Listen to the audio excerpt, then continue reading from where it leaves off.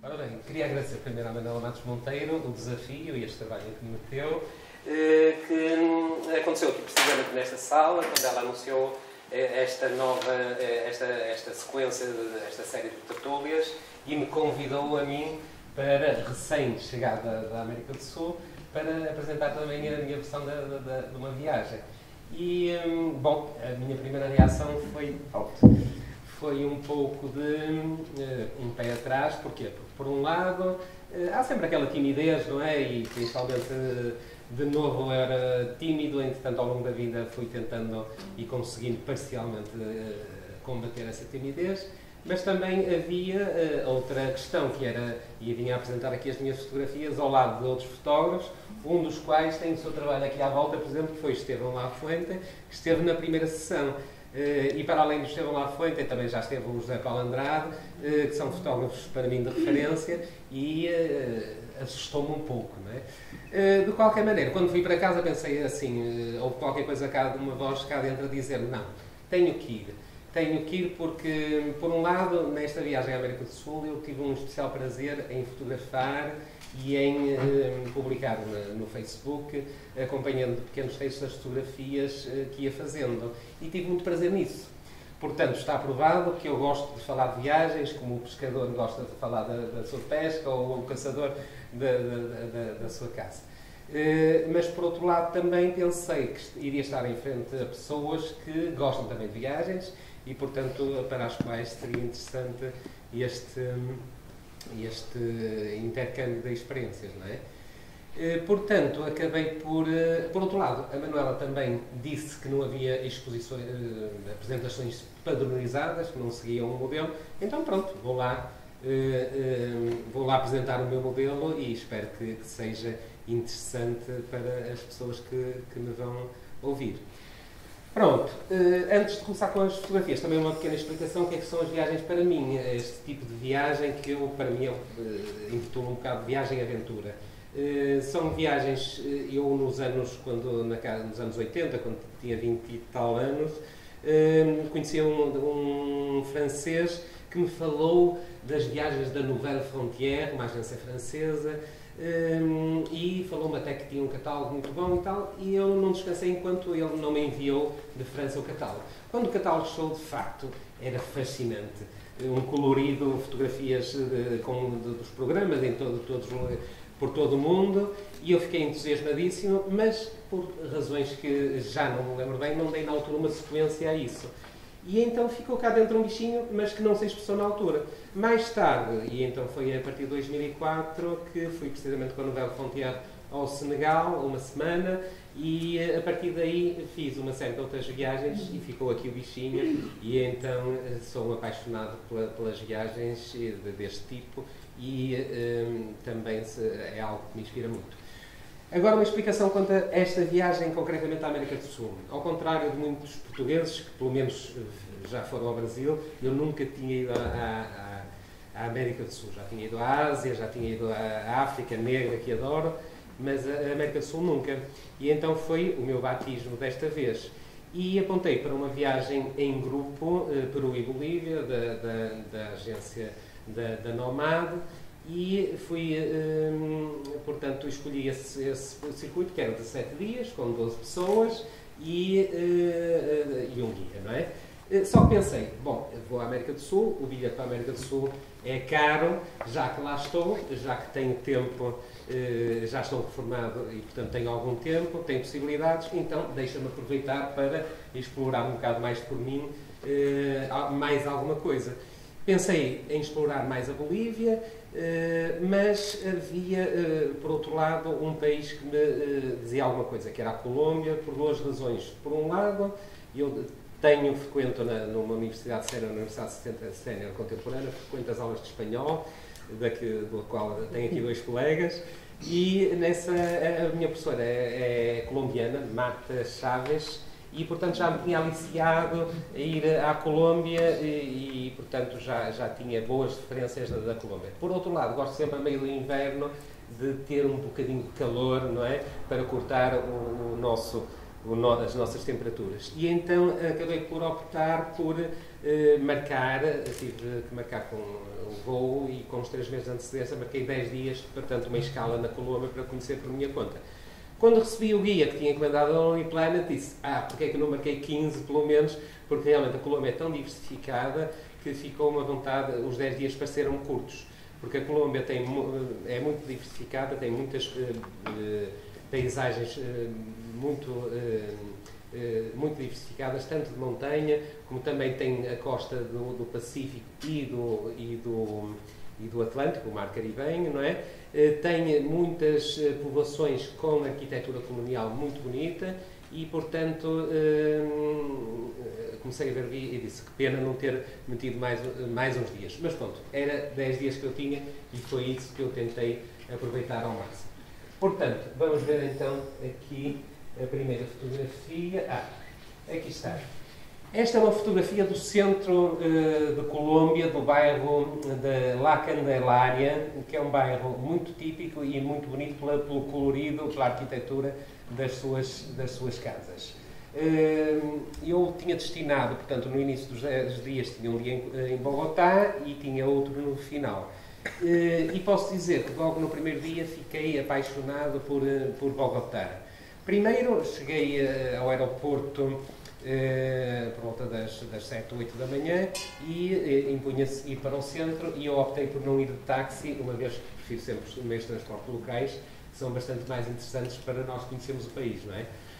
Acontece que chego ao autocarro, entro e quero pagar. O motorista diz-me que não, senhor, tinha que ser com o cartão, o nosso andante, não é? E eu não tinha andante nenhum.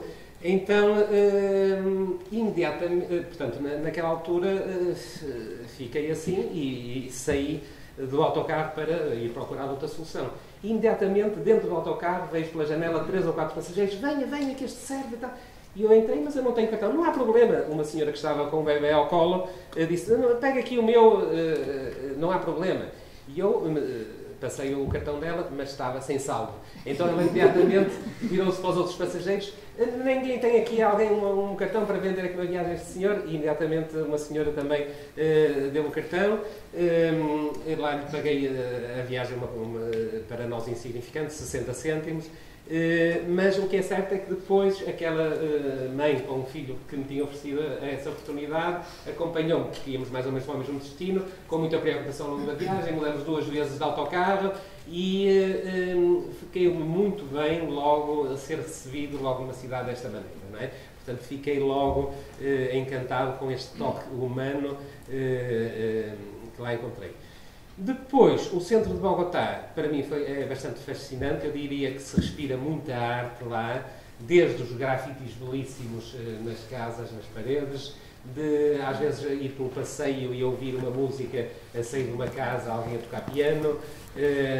Também no próprio centro está tudo muito perto umas coisas das outras, desde museus com entrada grátis, desde o Palácio Presidencial, desde a Praça Bolívar, a Praça Central, um centro cultural e, portanto, adorei o centro de Bogotá, foi assim um amor à primeira vista. Aqui neste caso, aproveito para referir aqui um pormenor, este ciclista vem ali com o lenço a encobrir a cara, o que parece, chama ligar-nos à questão da segurança na Colômbia. De facto, a Colômbia, há uns anos atrás, não seria tão segura como eu encontrei hoje. Realmente acho que foi feito um esforço, principalmente na primeira década deste século, com um presidente também mais duro e que melhorou as coisas em termos de segurança, não só nas cidades, como também caminhou-se em termos de acabar com o problema da guerrilha, das FARC, que ainda não está acabado, mas avizinha-se neste momento um acordo para breve, do qual faz parte aquele problema que é dar um destino a 7.000 guerrilheiros que vão ficar no desemprego, entre aspas, não é? Mas tudo isso está a ser negociado e, portanto, como parte desse processo, eu encontrei nestes 10 dias uma Colômbia que, pela experiência que eu tenho, vou só falar pela experiência, não tive nenhum problema de segurança. Claro que é aconselhável, por exemplo, no centro de Bogotá ou de outras cidades, enfim, não temos a máquina a tira-colo, temos na saca ou assim, tomar alguns cuidados, mas realmente se não fugirmos às rotas mais, digamos, mais percorridas, eu diria que pela minha experiência nestes 10 dias, não tive mesmo problema nenhum de segurança. Falta-me referir que realmente eu combinei esta questão, esta viagem da Nomad, 17 dias, Peru e Bolívia, com estes 10 dias da Colômbia. E enquanto na Peru e Bolívia andava em grupo, né, na Colômbia já andei sozinho. E realmente eu queria deixar aqui uma palavra de entusiasmo, de motivação às pessoas para arriscarem e fazerem também esta forma de viajar sozinho. Porque ao princípio parece um bocado difícil e eu também pensei que enfim, não se tem tanta segurança como quando temos um guia a indicar-nos tudo, mas a minha experiência é que realmente as coisas são mais fáceis do que parecem. Basicamente tem que se tratar de alojamento e transportes. E eu vejo poucos portugueses a fazerem isso. Vejo outras nacionalidades aparecerem imenso. Os holandeses viajam imenso nesse sistema, alemães, israelitas, sul-coreanos imensos. Pode-se dizer que os portugueses também têm o problema da capacidade do poder de compra, não é? Que não é tão grande como outros países, mas eu gostaria de ver mais jovens a arriscar e um bocado a ir por esse mundo fora e conhecer outras realidades com esta forma de viajar sozinho. Vamos avançar então. E aqui temos eu estou num transporte público que é um minibus, digamos, com 10, 12 lugares. Eu faço meia culpa, aqui em Portugal ando muito pouco de transportes públicos, geralmente é sempre de carro, e devia e poder fazê-lo. Mas não sei se é por isso, quando vou para fora e sinto um certo encanto nos transportes públicos dos mais variados, seja caminhonetes grandes, pequenas, seja barcos, seja os comboios ou assim. E então escolhi esta fotografia porque foi... primeiro quero dizer que na Colômbia, em termos de transportes, a impressão foi globalmente muito positiva. Desde o aeroporto, onde eu pensava chegar, e aquela ideia de encontrar, se calhar, um aeroporto um bocado antiquado, a questão da segurança com o narcotráfico, portanto, se calhar ia passar muito tempo no aeroporto. Não, nada disso aconteceu. Cheguei lá, foi muito rápido. Um aeroporto que tinha, em Bogotá, remodelado há pouco tempo, portanto, foi mesmo, foi logo uma excelente primeira impressão.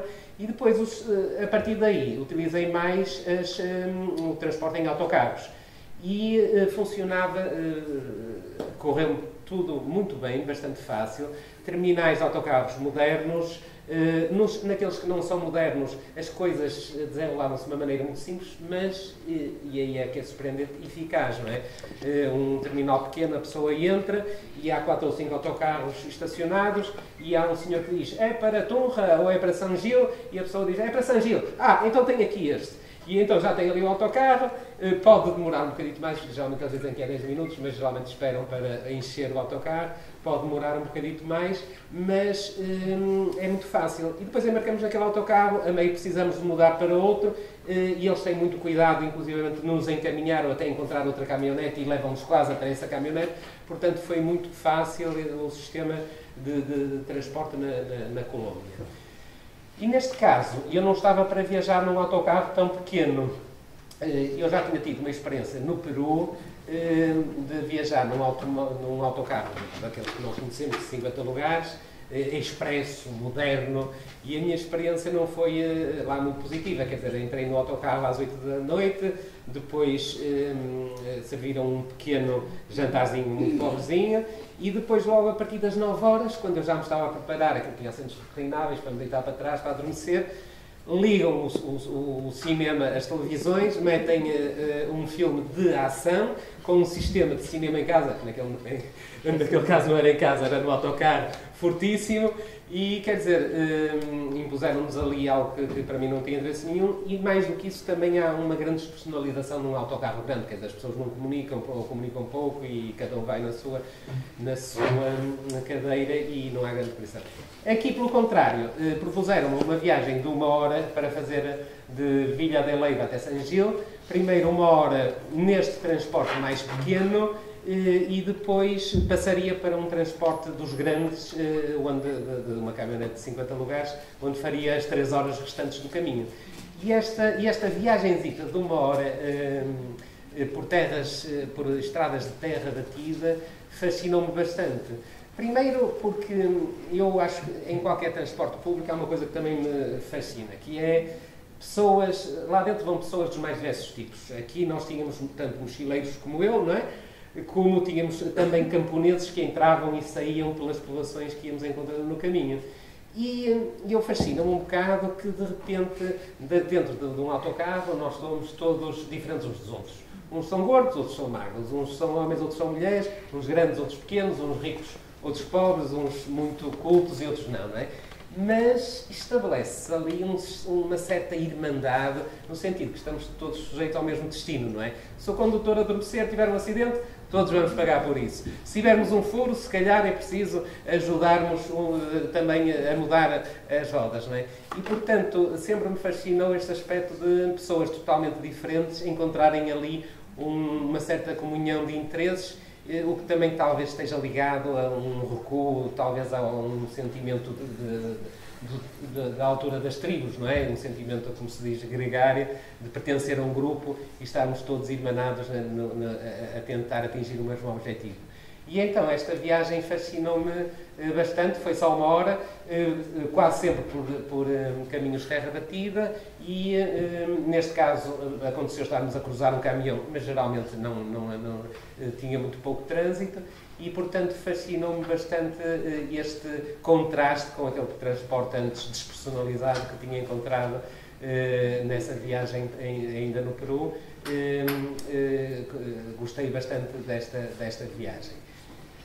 Então, ainda nesta viagem, aconteceu também outro episódio que achei também curioso, que foi esta mãe com o seu filho. Neste momento eu estou a tirar ainda a fotografia dentro do minibus, não é? E ela estava a sair porque tinha chegado à altura dela, à altura de sair, porque estava precisamente esta entrada da propriedade dela, tinha arrumado, puxado uma rede para o lado, o cão, entretanto, tinha vindo todo contente, era o cão dela e todo contente por ver a dona, não é? E, portanto, havia ao longo da viagem muito esta entrada e saída de camponeses, tornava a coisa bastante autêntica. Neste caso, eu pus esta fotografia, que não é uma boa fotografia, mas suporta um bocado aquilo que nós queremos dizer nestas tertúlias. Ela, durante a viagem, o bebê teve fome. E então ela teve um gesto que hoje em dia raramente vemos, que é tirar um dos seios para fora e amamenta um bebê, que é um gesto extremamente natural, não é? Mas que, infelizmente, também hoje em dia raramente vemos. Inclusivamente há um certo até movimento para apoiar o direito às mães a amamentarem os filhos e eles a serem amamentados, porque em alguns países há mesmo até uma certa crítica social em relação a esse ato, não é? E, portanto, estar ali ao lado de uma pessoa que fez isto com a maior das naturalidades também parece que me fez recuar um bocado à minha condição de mamífero, não é? De sermos mamíferos, e foi algo que também apreciei pela sua autenticidade e simplicidade. Depois, o que é que temos aqui? Temos aqui esta fotografia, coloquei-a por duas razões. Esteticamente ela agrada-me, não é? Temos ali uma série de chapéus, alguns com umas cores muito bonitas e também com uma certa lógica de colunas e linhas, mas este chapéu também me fez lembrar uma pessoa que era meu grande amigo e de quem eu era grande amigo, e que infelizmente partiu em novembro passado. Partiu com 93 anos, portanto teve uma vida cheia, rica e, portanto, não teve uma morte dolorosa, e quando é assim não podemos, se calhar, tomarmos nós termos uma partida assim, não é?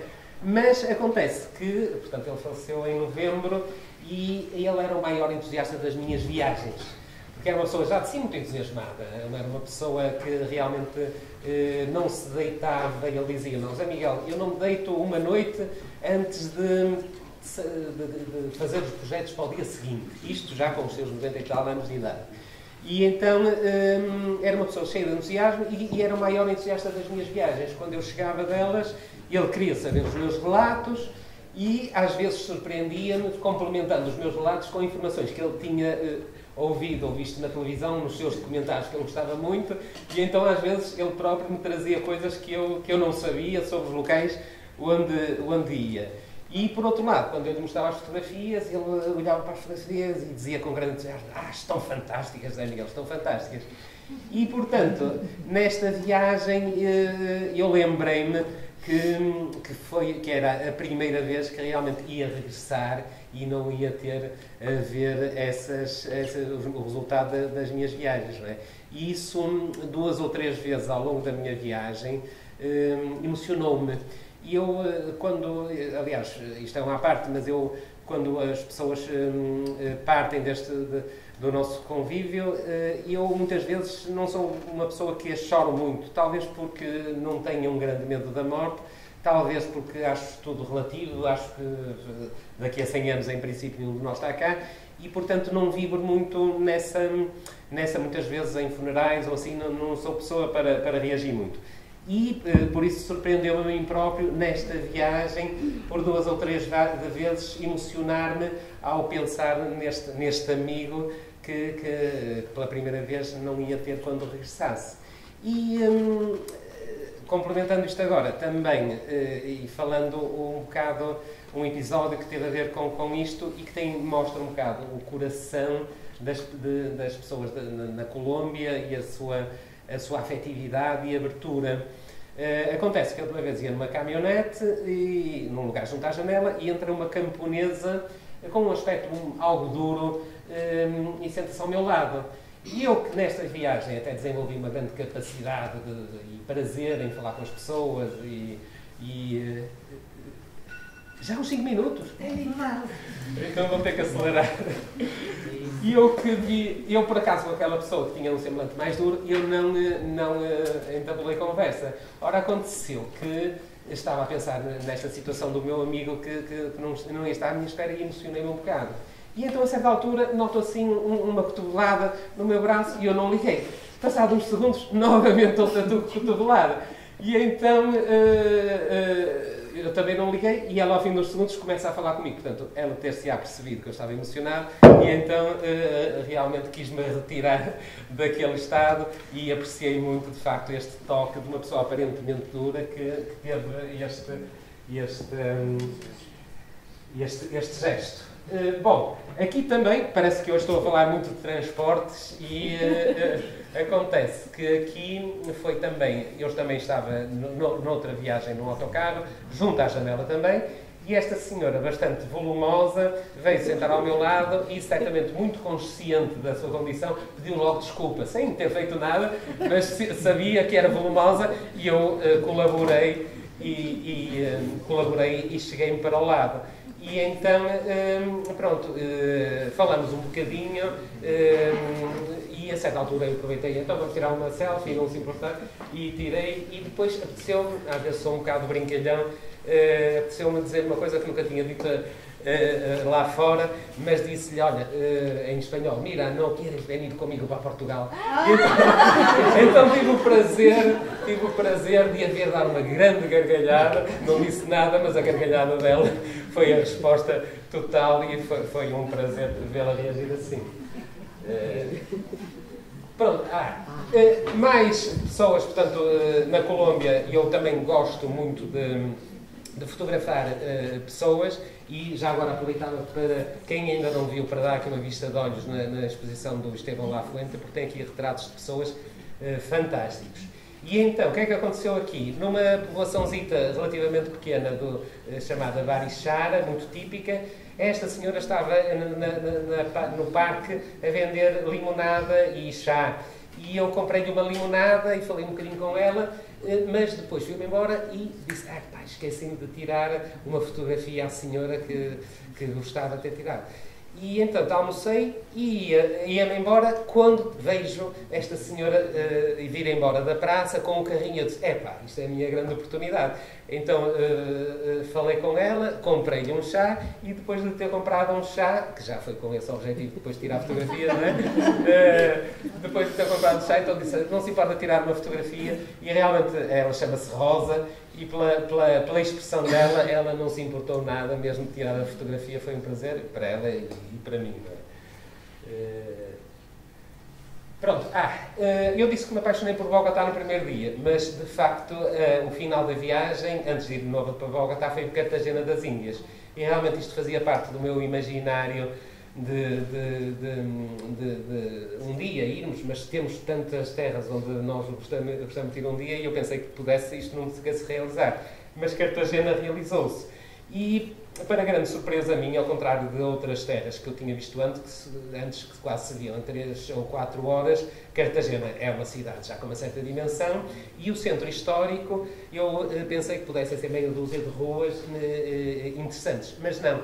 Cartagena eu recomendo vivamente, se tiverem a possibilidade de ir lá, e quanto mais cedo melhor, porque o turismo na Colômbia vai crescer, porque Cartagena tem de facto ruas atrás de ruas deste género, onde nos podemos perder. O turismo, quando eu fui lá em 20 e tal de janeiro, a época alta tinha acabado uma semana antes, portanto tive a sorte de também não apanhar muito turismo, portanto eu via as atividades das pessoas locais e sentia-me integrado, e portanto recomendo, fiquei encantado com Cartagena.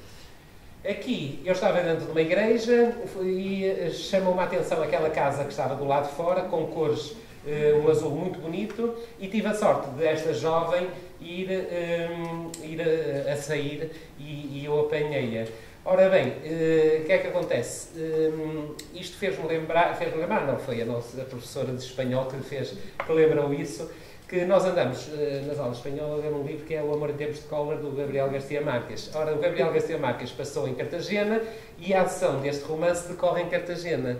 E então a Marta disse-me, olha, ela parece mesmo a Fermina Daza, que era a protagonista desse grande amor, parece mesmo uma Fermina Daza a sair da igreja.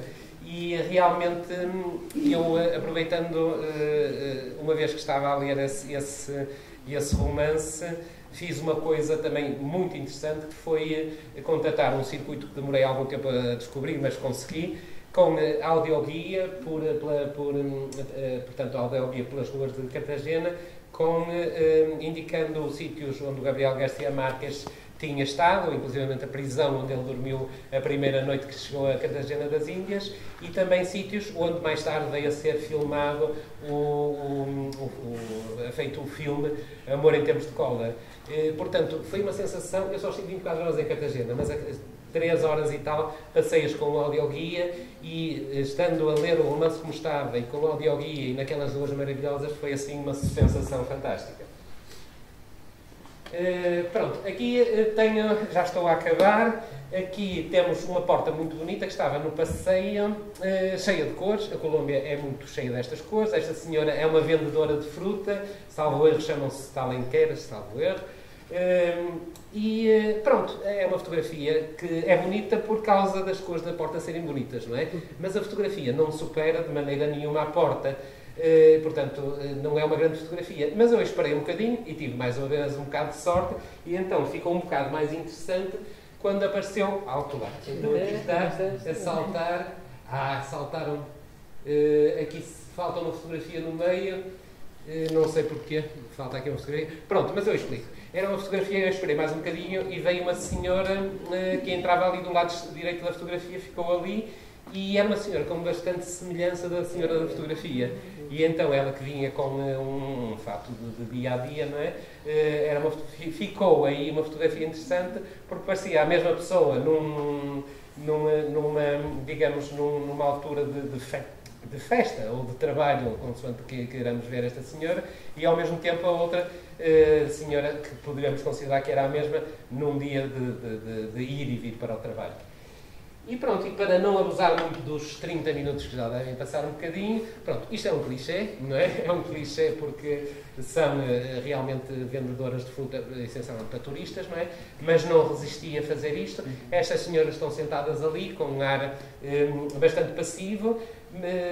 Depois chegamos lá e compramos um prato de fruta e depois são elas próprias, e isso é que é engraçado, são elas próprias que nos dizem que quer tirar uma fotografia, e quando nós dizemos que sim, todas elas se alegram e vê-se que têm prazer em tirar essa fotografia connosco, que não é o caso, ou então assim exibirem-se para a fotografia. E pronto, deixo-vos aqui um bocado este retrato da Colômbia, em que se calhar me debrucei mais sobre as minhas sensações ao passar pela Colômbia, não é? Mas pronto, espero que gostaria muito que tenham ficado entusiasmados e que pode ser que um dia sigam também esta recomendação e a possam fazer. Obrigado. Ora, muito boa noite então. Eu só queria dizer que esta apresentação vem na sequência, como a Manela já falou, de um workshop em que eu fui formando, fui aluno de escrita e fotografia, em que os formadores foi a Manela Matos Monteiro, o João e a Dália Dias. Sobre a Manela Matos Monteiro e o João, não é que dizer mais nada, o nome deles são uma referência cultural, fotográfica, artística, como nós conhecemos. Está-se a ouvir bem aí atrás? Está-se a ouvir? A Dália, eu gostei muito da Dália. É professora de literatura. Eu já tinha ouvido dar uma palestra e, de facto, ela vale mesmo a pena aprender com ela. E o tema escolhido foi a Serra da Estrela. Foi Portugal. Aliás, esta imagem liga a fotografia às viagens e à escrita. E é na Serra da Estrela, adivinha-se, pelo menos que é no sítio frio. Eu, como motivos profissionais, já conheci outros países e, de facto, conheci situações muito diferentes no nosso país, mas gosto, cada vez que vou lá fora, gosto cada vez mais do nosso país. Nós temos um povo muito agradável, temos uma comida muito boa, temos um vinho bom, barato, ainda por cima, comprado. Quem já esteve lá fora, está aqui muita gente que está lá fora, sabe que o vinho lá fora é caríssimo. Aliás, é tudo caríssimo lá fora. E temos planície no Alentejo, no Ribatejo, no Algarve, temos Planalto entre as montes, temos serras e montanhas no Minho, temos praias, temos montanha, temos neve, temos tudo. Eu não percebo como é que não estamos melhor. Pronto, eu vou falar sobre a Serra da Estrela, haveria muito a falar, eu vou falar mais sobre a parte da neve, porque é uma coisa menos vulgar. E até mais um desporto ligado à neve. Eu gosto muito de desporto. O desporto de neve é um desporto que os portugueses estavam até há bem pouco tempo habituados a fazer lá fora. Ainda há muita gente que tem que ir lá para fora fazer desporto para países estrangeiros. É caro, perde-se muito tempo de ir e vir e consegue fazer um bom desporto de neve, um bom passeio na neve, desporto de neve ou passeio de neve aqui em Portugal. Então agora, desde que a IP5, a terrível IP5 se transformou em A25, agora já tem as portagens. Pronto. Mas mesmo assim vale a pena. Consegue sair de manhã cedo do Porto, pôr a pé às 6 da manhã, tomar um bom pequeno almoço, chega-se às 7h30, 8 horas, a meio do caminho, toma-se um segundo pequeno almoço mais pequenino e depois, às 9h30, 10 da manhã, estamos na Torre. E até lá faz-se um passeio belíssimo. E depois faz-se ou caminhada na neve, ou passeio pura e simplesmente, ou faz desporto de neve. Como é que se vai para a Serra da Estrela? Patrícia, isto é assim, não é? Como é que se vai para a Serra da Estrela? Isto é uma zona do ar, não sei bem já quando, já foi tirado há alguns anos, talvez 2006, 2007, por aí. Podemos ir por um caminho muito rápido e menos bonito, ou por um caminho menos rápido, por dentro, pela montanha, e mais bonito, mas mais perigoso também. Vamos ao caminho muito rápido. A25 até à Guarda. Chega-se a Aveiro, A25 até à Guarda. Depois A23 para a Covilhã, todo. Este é o caminho rápido. É sempre autoestrada. Caminho menos rápido. A25 até mais ou menos Mangual, Nelas, e depois vai-se por dentro. Ceia, Sabugueiro, etc. Alta montanha. Mas alta montanha mesmo. E aí começamos a ver estas paisagens, ou por manteigas, começamos a ver estas paisagens. Bem, se temos muita neve, costumamos ter muita neve, às vezes temos demais, fica tudo bloqueado. É preciso ter atenção que carro se leva. E em que dia de semana se vai. Porque na neve funciona assim, aqui em todo lado. Os dias de gama alta e dias de gama baixa. É mesmo. E a diferença de preço é brutal, é o triplo. O que é época alta? Época alta é a sexta e o sábado, feriados e férias. Férias das escolas. Portanto, a sexta, o sábado e feriados e férias é a época alta, é tudo muito caro. Época baixa são os outros dias. Eu prefiro ir na época baixa, não só por uma questão económica, mas é muito mais pacífico. Ir a um domingo ou um sábado à Serra da Estrela é loucura total. Eu evito mesmo. Eu até prefiro trabalhar mais aos fins de semana para depois ter umas folgas a meio da semana, porque a meio da semana é que vale a pena. Porque ir ao fim de semana é terrível. E se tiver neve, muita neve, é preciso ir com um carro capaz. Porque já vi dramas mesmo. Carros atolados, na neve, as pessoas na neve, e se estiver vento, sabemos que há uma temperatura absoluta, que é o que o termómetro mede, e há uma temperatura relativa, que é aquela que o corpo sente, que tem a ver com a umidade do ar e com o vento. Se estivermos a 0 graus com vento, sem vento, o corpo sente são 0 graus. Mas se tivermos 0 graus com 20 km por hora, o corpo sente à volta de 8 graus, 10 graus negativos. Há tabelas. Se tivermos um frio muito úmido, é terrível, o frio penetra, porque a temperatura exige um suporte físico para se transmitir. É por isso que os vidros duplos têm vácuo, para não deixar passar o som nem a temperatura. Não há suporte físico. É por isso que os países nórdicos, apesar de serem mais frios que nós, às vezes o frio sente-se menos, porque é um frio mais seco. Se tiver vento, cuidado, se tiver vento é terrível. A temperatura relativa é que conta. É terrível, a temperatura relativa é terrível. E pronto, isto é uma imagem, uma fotografia de infravermelho de um dos belos nevões há 2 anos na Serra da Estrela. Isto foi por dentro, porque pela autoestrada não se vê nada disto. As autoestradas são túneis geográficos, túneis sociais, culturais. Isto por dentro, a Serra da Estrela é isto. Isto não é a Finlândia, né? É o nosso país. É o nosso belo país. E quando se vai para a Serra, vamos já falar um bocadinho mais daqui, um bocadinho nas condições de segurança. Há uma condição de segurança básica, o depósito tem que ir cheio. Cheio mesmo. E convém ir, se for preciso, com atrás da mala, não é? Um depósito daqueles próprios para levar como combustível. Porque se apanhamos um nevão ao meio, ponto 1, se apanhamos um nevão é parar. É parar, se temos tempo de voltar para trás, então para trás, se não pararmos mesmo. Eu, por acaso, isto aconteceu, parei, deu um nevão muito grande, estive 3 horas à espera, na altura que eu pertencia à Snowboard de Portugal, foi há muito tempo, foi em 2005, quando a Snowboard de Portugal se formou aqui no Porto. Um nevão terrível e paramos com o cara a trabalhar para aquecer, porque sair fora com vento, andar 100 metros, podemos não conseguir voltar 100 metros para trás. Eu vou já contar uma história que se começou comigo, que ainda hoje me recordo dela com algum desconforto. Portanto, é parar o carro, esperar que alguém limpe, se pudermos voltarmos para trás e ter o cuidado de vez em quando ir ver se o tubo de escape está livre para o monóxido de carbono sair. Isto é na Serra da Estrela. Nevou brutalmente. Medimos a altura da neve, não sei se está 1 metro, 1,5 metros, e portanto eu tirei a fotografia com o carro parado, como se vê, e portanto é preciso muito cuidado com o depósito cheio. Onde ficar tem muito a ver se estamos na época alta ou na época baixa. Por exemplo, aqui é uma estalagem lindíssima, a varanda dos Carquejais. É quem sobe da Covilhã até à Torre, a meio, pertence à Torre Estrela, um bocadinho antes do hotel Serra da Estrela, a varanda dos Carquejais. A varanda dos Carquejais é uma estalagem de alto luxo,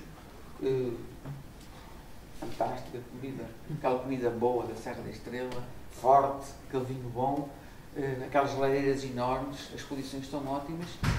Na época alta, um quarto por pessoa são 150 euros por noite.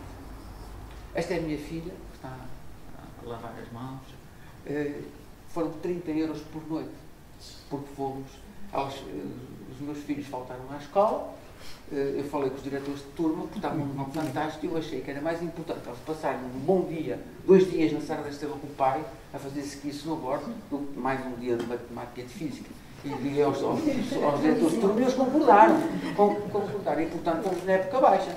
Não é? Fomos os 3, a minha mulher não pôde ir, não conseguiu. E, portanto, fomos os 3 e ficámos como príncipes, num sítio mesmo bom. Mas a pagar pouco e a comer bem. Portanto, isto é na varanda dos Carquejais. À semana são 30 euros, ou na época alta, que é fim de semana, são 150 euros por pessoa.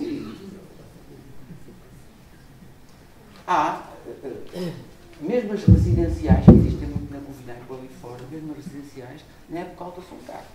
Uma residencial muito assim manhosa, na época alta, um bom sábado, é coisa para custar 80 euros. À semana, custa 20, ou 15, ou por aí. A gente que não vai lá para dormir, nem para estar no hotel, não é? Quer tomar um banho quente e fazer uma boa higiene, porque não vou ir para a serra, passear, fazer neve. Aquela imagem que mostramos, aquela planície junto de Manteigas, eu já fiz aquilo tudo um dia inteiro, a pé, com amigos, é um passeio fantástico, muito bom. E isso obriga aos perigos, à proteção.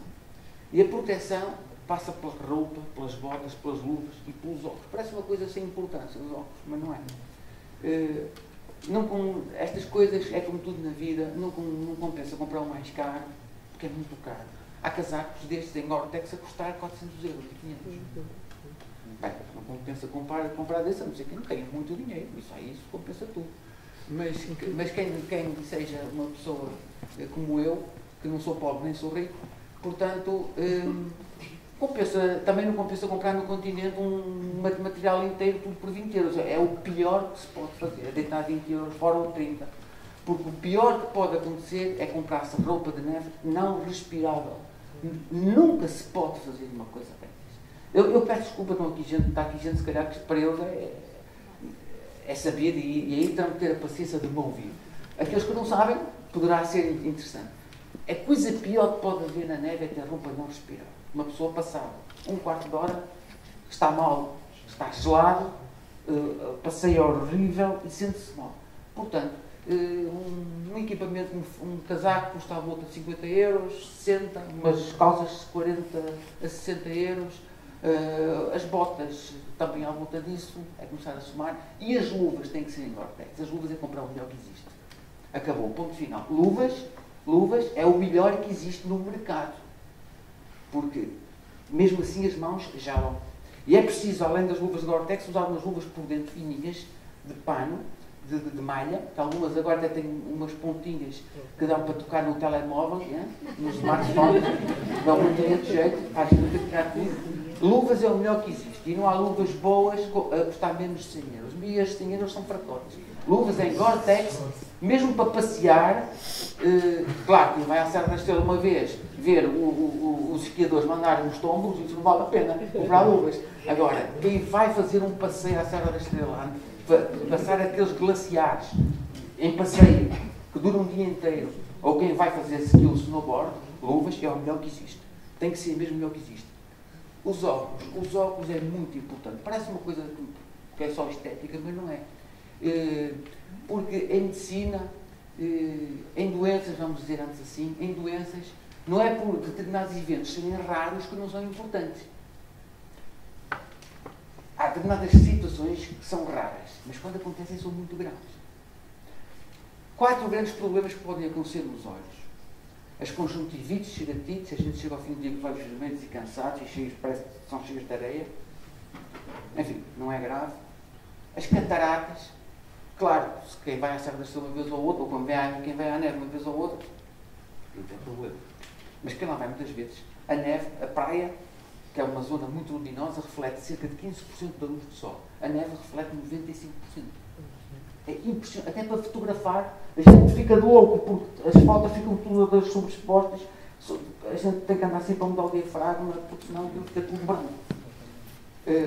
As cataratas, quem lá vai quase todos os meses que eu vou, ao fim de uns anos, porque para novo ninguém caminha, ficamos com cataratas.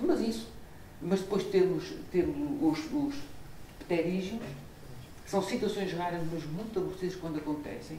Geralmente a seguir às conjuntivites pode evoluir para um pterígio, que são pequeninas máculas, pequeninos grãos que se depositam por cima da córnea, e isso é muito mau. Muito mau, não vou mostrar aqui a falar de medicina, mas é mesmo mau. Algumas deles podem ser irreversíveis. E depois temos uma coisa que pode acontecer no momento, que é o descolamento de retina. E isso obriga uma cirurgia de urgência. É raro, eu bem sei. O problema é quando acontece. Quando acontece, é uma tristeza. Alimentação.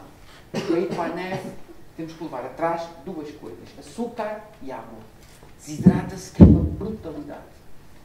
E entramos em hipoglicemia com uma facilidade. Eu lembro que uma vez chegámos, já íamos um bocadinho tarde, íamos com aquela gana, ia só eu e o meu filho, e equipa, vamos a correr, e eu esqueci-me da mochila, ele levou a mochila dele e eu esqueci-me da minha mochila no carro.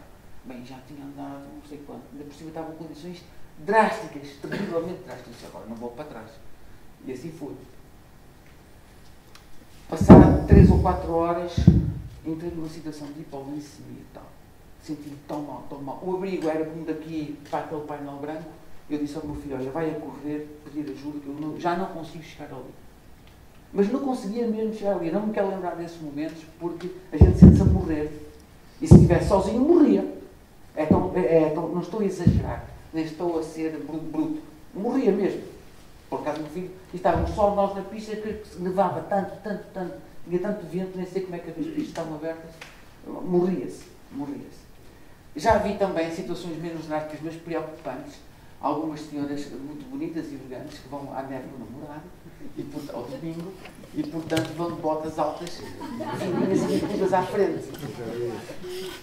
Se é vento, saem, tiram fotos, telemóvel, trás, vêm gorro, cascola, e o desgraçado alguém tirar fotografias. E ela, o problema afasta-se do carro, e quando dá por ela tem os pés congelados. Os pés congelados é a mesma coisa, andar 20 metros com os pés congelados é insuportável. Eu, para tirar fotografias, temos que tirar as luvas de Gore-Tex, que não se consegue. Mesmo com as luvas fininhas de malha, se tiverem ventos de 20 km por hora, ao fim de 20 segundos, 30 segundos, as mãos parece que se nos cortam. Este fim de semana estiveram a mostrar a Manela 17 graus negativos na Serra da Estrela. Uma vez apanhei lá 19. Consegui tirar as luvas, eu não estou a exagerar, 5 segundos. Não se conseguia mais porque as mãos lavam. Eu já passei por uma experiência terrível. Sentia mesmo. A minha filha já passou por outra. Ela não é por ser minha filha, mas gosta de esquiar, é uma boa esquiadora. E um dia havia lá um concurso de neve, depois estava lá um rapaz simpático, a bater palmas. E ela resolveu fazer uns saltos e saiu fora de pista. E depois apertou muito as botas. As botas nos skis devem ser leves, porque se o ski saltar, o ski salta. O ski salta e a bota fica, não há problema. O problema é quando as botas estão muito apertadas, isto quer dizer o seguinte: quem não sabe fazer este tipo de desporto, é fundamental a primeira vez ter aula. Tem aulas um dia, depois tem a base, depois evolui por ele próprio. E a minha filha, e nessas aulas aprende-se isso. A coisa pior que existe é fazer estas coisas sem saber. Primeiro é desagradável, passamos a vida a dar trambolhões. Esta não é chamado, eu peço que o termo não é o ski, é o school. É terrível, estamos sempre a cair. Não aproveitamos e depois corremos riscos. Uma das coisas que é fundamental é as botas estarem leves. Os skis têm que saltar das botas. E ela, para dar uns saltos em frente ao rapaz, apertou as botas. Entrou numa neve muito fofa, o ski prendeu e a perna fez. E quando é só a perna é uma coisa, quando é um joelho que a rótula fica virada para trás, como eu já vi, portanto, preciso muito cuidado. A propósito dos óculos, esta cor é âmbar, não é uma cor escura. Estes óculos têm proteção ultravioleta. O que faz estas coisas todas nos olhos são ultravioletas A e B. A maior parte dos óculos de sol que andam aí, a não ser que sejam bons, não protegem nada. São escuros, mas não protegem nada. São prejudiciais. Porque como diminuem a luminosidade e não protegem contra as radiações ultravioletas, a pupila abre. Então apanhamos com aquelas radiações todas ali nos olhos. Portanto, uma maravilha. Portanto, os óculos escuros ou têm proteção ultravioleta ou são altamente prejudiciais. Porquê âmbar? Âmbar porque, primeiro, para evitar o escuro obriga a abrir mais a pupila, o que é mau. Somos mais agredidos pelas radiações. Por outro lado, o âmbar é uma cor neutra, não deforma o contraste das cores, contraria um bocadinho aquele branco demasiado intenso da neve. É por isso que existe o âmbar. É por isso que os grandes corredores de automóveis e de moda usam muitas vezes óculos amarelos ou âmbar. É essa a questão. Porque o escuro é prejudicial. 5 minutos. Ok. E pronto. Este é o meu rapaz. Isto é mesmo, parece o Ártico. Isto é à semana, porque ao fim de semana é impossível. É só gente. Isto é ele a fazer uma manobra simpática de snowboard. E ao fim do dia, contemplamos. É aquela paisagem fabulosa. E agora eu pedi à Patrícia, só para, no workshop de fotografia, a Manela falou que às vezes devemos gravar sons e imagens para dar um bocadinho de dinâmica. Ora bem, um som que se ouve em alta montanha é o vento. É bom. Portanto, o vídeo que vai aqui, vamos aqui mostrar é vento no início, mas depois temos que pôr uma musiquinha de fundo para dar um bocadinho de ânimo. São alguns momentos interessantes. E a comida é muito boa.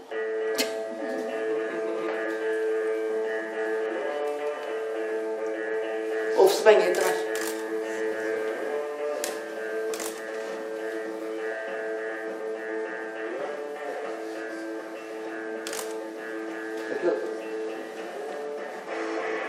Minha filha.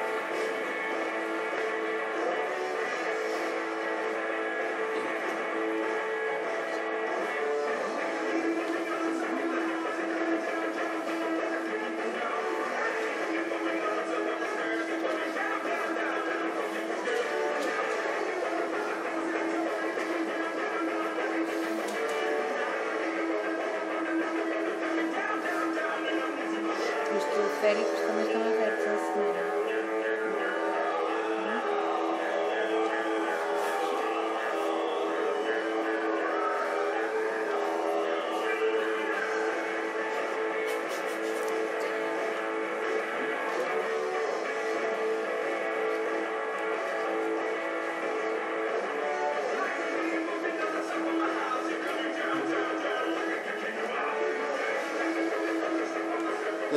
Eles andam um bocadinho mais depressa que eu, que é normal.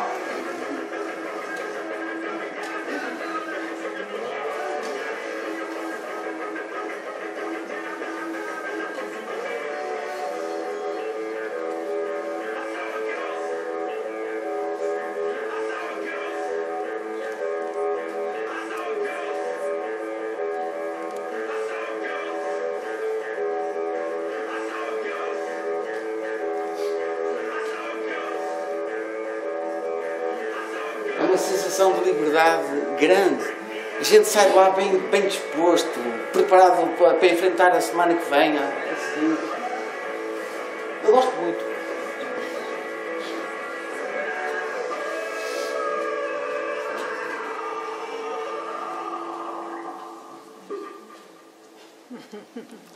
Muito bem. E pronto, muito obrigado. Em primeiro lugar, obrigada pelo elogio, não era preciso tanto, mas agora o nível de responsabilidade ainda foi muito maior. Bom, então, aceitando o desafio que a Manela me colocou, eu vou-lhes falar de uma viagem que nasceu no dia 7 de dezembro de 2014, quando eu fui a Raiano, nos Picos da Europa, a um congresso sobre o lobo ibérico, e em que conheci um fotógrafo espanhol que andava a tentar organizar uma viagem ao Alasca, onde pudéssemos ver os ursos supartos, que eu daqui a pouco lhes vou falar algumas particularidades neles. E, portanto, eu fiquei entusiasmado, falei as condições que seriam e quando é que seria, e então cheguei a casa e disse: Ana Maria, posso ir ao Alasca e ela disse, tu é que sabes, pronto, estava dito que sim. E então, a viagem ao Alasca tinha um objetivo que era exatamente os ursos pardos, que são únicos no mundo, por algumas particularidades que eu daqui a pouco vou falar. E então, a principal característica é que eles alimentam-se só de pequenos frutos ou pequenas ervas e salmão. E, portanto, eles têm a possibilidade de se alimentarem, onde vão engordar, para os seus aproximadamente 3 metros de altura e 450 a 500 kg de peso, vão, durante o mês de julho a finais de agosto, comer salmão como nunca viram. Isto é aos lombos, que aquilo até dava gosto de uma pessoa lá chegar e pedir alguma parte, porque eles iam buscar os fresquinhos e traziam-nos e comíamos. Esta situação tem a particularidade porquê? Porque eles têm a possibilidade de virem todos para determinadas zonas do rio e, como têm muitos alimentos, não são tanto territoriais, o que dá a possibilidade de ver situações muito giras. Bom, então a viagem ao Alasca tinha 4 objetivos, que era a viagem para Anchorage, de seguida para Soldotna, que é uma zona onde apanhávamos depois um transporte que nos levava para um determinado lago, onde nós apanhávamos o pequeno barco e fazíamos uma incursão junto dos ursos. Depois para Homer, onde nós também tínhamos outro transporte, e Seward, que era na busca da baleia corcunda, ou baleia das bossas, que muitas vezes são assim conhecidas. Então, a situação desenvolveu-se principalmente como é que era o objetivo da viagem, isto é, nós íamos para zonas em que não há hotéis e então o nosso transporte e habitação foi uma autocaravana. Éramos 5, portanto uma autocaravana de 6 lugares deu perfeitamente e foi esse o meio de transporte que, como sabem, é muito cómodo e que nos permite deslocar-nos, tanto mais que todos os dias. Tanto mais que todos os dias o nosso meio de transporte era este, isto é, nós dormíamos a 10 metros deste meio de transporte, que é o hidroavião, porque é a única possibilidade de se viajar lá. E, portanto, nós tínhamos que todos os dias acordávamos, fazíamos a nossa higiene e às 6 horas, 6h30 da manhã, saíamos neste avião e mais ou menos 45, 50 minutos, 1 hora de avião. Porquê? Porque haviam guias que detectavam a presença dos ursos e nós íamos para lá. Isto porquê? Porque eu estou-lhes a falar de um parque natural no Canadá que está isolado, isto é, através de um vulcão, que era o Justin Vulcano, houve uma erupção há 12.000 anos e que isolou aquela área. E dentro daquela área ficou isolado os ursos. E então estes ursos conseguiram evoluir e são uma subespécie do chamado urso pardo, ou do grizzly bear, e que tem muitas particularidades. E dentro destas particularidades, que são completamente diferentes de todos os ursos, e aqui eu vou-lhes só fazer um parênteses, que quando me convidaram para lhes apresentar 10 fotografias, eu tive alguma dificuldade e disse, não sei o que é que lhes vou dizer com 10 fotografias, quando tive, pai, 12.000 comigo, o que deixa algumas dificuldades, mas então achei que era interessante abordar o porquê de lá ir e os objetivos e chamar a atenção de algumas particularidades que estes ursos têm, que não encontram em mais animal nenhum, mesmo da espécie deles. E uma das situações de se repararem é as garras, e depois no fim eu vou-lhes distribuir um folheto, porque eu preparo-me com algum cuidado nas viagens, isto é, estudo muito, projeto textos, faço um copy-paste de língua inglesa, mas que eu tenho facilidade de ler e, portanto, não estou a traduzir, mas serve-me de apoio e algumas imagens de algumas particularidades que depois no fim lhes vai ser distribuído. E, portanto, para percebermos o que é que estamos a ver, porque repare, ver um animal e não perceber que, por exemplo, aquelas garras são únicas nestes animais. Porquê? Porque estes não sobem as árvores, ao contrário de todos os ursos. A imagem que nós temos dos ursos muitas vezes é eles subirem as árvores, treparem e não trepam. Depois, as garras, vão ver que ali não se vê bem, mas são todas no mesmo plano, isto é, ao contrário da maior parte dos ursos que são anguladas, aqui são planas. Para quê? Para poderem escavar as areias, porque elas também, muitas vezes, metem a mão assim no fundo do rio e trazem um salmão. Ou porque já levou uma pancada do outro atrás, que às vezes também fogem. E essa particularidade também faz com que, quando eles não querem salmão, eles vão às ostras ou aos mexilhões, em que vêm os mexilhões, sabem que o mexilhão faz um jato de água, e eles vêm cá ali no mexilhão e com as garras captam e alimentam-se. Portanto, tem uma refeição muito rica. Bom, então estes ursos têm a particularidade de o focinho ser assim mais arredondado, que é aquela zona, orelhas muito pequenas, e depois, como evoluíram e como têm muita força, e vão perceber daqui a pouco porque é essa força, eles têm umas omoplatas e uns ombros muito estreitos, mas em que os trapézios, que são os músculos que também formam ali o pescoço, fazem aquela bossa que não encontram em nenhum urso. E, portanto, é este animal que nos propusemos ir. Bom, então como é que eles abordam? Aqui, esta fotografia não vem, mas podem ter a certeza que estão ali cardumes de salmão. Isto porquê? Porque nesta época o salmão sobe e vem desovar, e eles estão ali à espera e vão comer o salmão fresquinho, e portanto eles ficam ali atentos e lançam-se à água ou então fazem isto é, andam a escutar dentro da água os animais, os peixes, e muitas vezes conseguem detectar o cardume, porque o cardume anda sempre ali ao lado, e estão ali assim, eu não direi que estão 2 minutos, mas muito próximo, não marquei, mas é bastante tempo. E é interessante vê-los, porquê? Porque muitas vezes eles trazem peixe, outras vezes não trazem nada. Não trazem nada e então têm que sacudir a sua água, não é? E ficam a recuperar o fogo. Estas fotografias foi na primeira paragem que nós fizemos. Isto porquê? Porque é uma zona em que o salmão pesca mergulhando. E nós aproximamos-nos num pequeno barco, se virem que nós estamos quase junto ao nível da água e muito perto deles.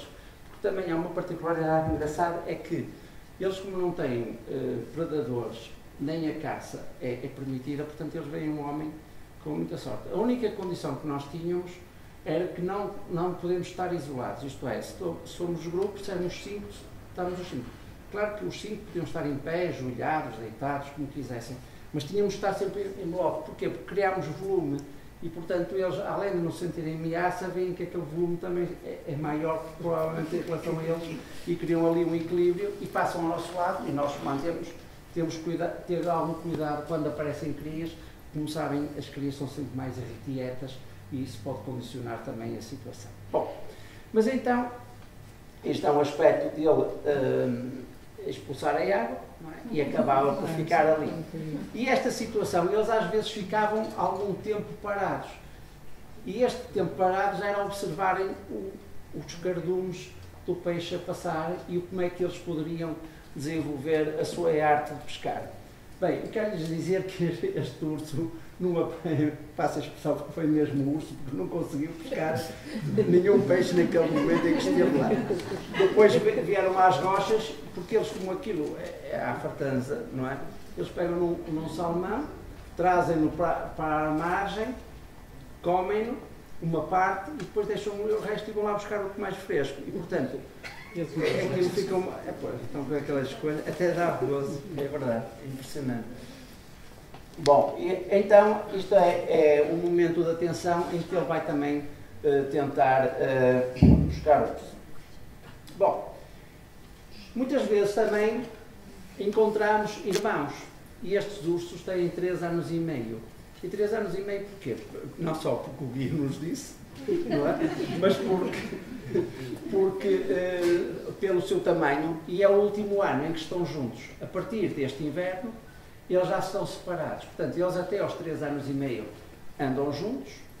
Normalmente, aos 2 anos saem da beira da mãe, portanto, estão os 2 anos primeiro junto da mãe e depois saem. E vêm sempre os dois pescar. E estes irmãos estavam, e entre uma pesca e outra vão fazendo brincadeiras. E o interessante é que eles acabavam por brincar na água, como nós também vimos depois nas encostas, que também não dá a possibilidade de ver, mas pronto, permite isso. E se virem, ali está um pouco escuro, porque depois aqui, há pouco já falaram, o problema é a luz, porque apanhamos uns dias ótimos, e molhados e a reflexão da luz, às vezes ali há algumas dificuldades em colocar, mas eu penso que conseguem ver a garra ali, o tamanho, e que eram jogos que os vão mais tarde transformar naquelas cativarem as suas crias. Bom, portanto, isto é um exemplo, mas também há, depois isto foi na segunda passagem, em Omar, em que nós, com a autocaravana, lá tínhamos o hidroavião que nos levava para um determinado sítio.